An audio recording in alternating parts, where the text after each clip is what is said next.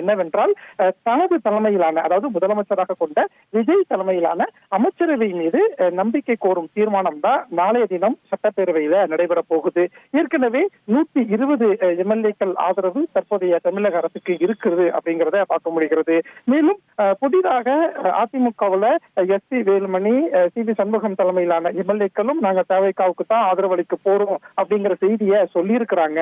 அதனால நாளைக்கு தற்போதைய தமிழக அரசு தவேகா அரசு மீது எத்தனை எம்எல்ஏக்கள் ஆதரவு தெரிவிக்க போறாங்க, பேரவையில எவ்வளவு ஸ்ட்ரென்த் இருக்கு அப்படிங்கிற அதிகாரப்பூர்வ தகவல் நமக்கு கிடைக்கப்படும். சரியாக 9:30 மணிக்கு சபாநாயகர் ஜே.சி.டி. பிரபாகர் இந்த இதை வெளிநடத்துவார். அதாவது முதலமைச்சர் விஜய் நாளைய தினம் அரசியல் தீர்மானத்தை கொண்டு வருவார். அதற்கு அடுத்தபடியாக சபாநாயகர் அதை வெளிநடத்துவார். அனைத்து எம்எல்ஏக்களும் அரசின் மீதான அந்த நம்பிக்கை வாக்கெடுப்பின் போது தங்களுடைய தீர்மானத்தை அதற்கு ஆதரவாக பேசக்கூடிய வாய்ப்புகள் இருக்கும். இதுதான் நாளைக்கு சட்டப்பேரவையில நடைபெறும். உங்களுடைய விவரங்களுக்கு நன்றி ரமேஷ்.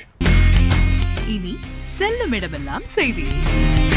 தந்தை டிவியின் வாட்ஸ்அப் சேனலை ஃபாலோ பண்ணினா செல்ல இருக்கும் இடமெல்லாம் செய்தி. இதோ QR கோட், இப்பவே ஸ்கேன் பண்ணுங்க, ஃபாலோ பண்ணுங்க. நாளை காலை சரியாக 9:30 மணிக்கு சட்டப்பேரவையில் மெஜாரிட்டி டெஸ்ட் நடைபெற இருக்கிறது. சட்டப்பேரவையில் நம்பிக்கை கோரும் தீர்மானத்தை முதல்வர் விஜய் கொண்டு வருகிறார்.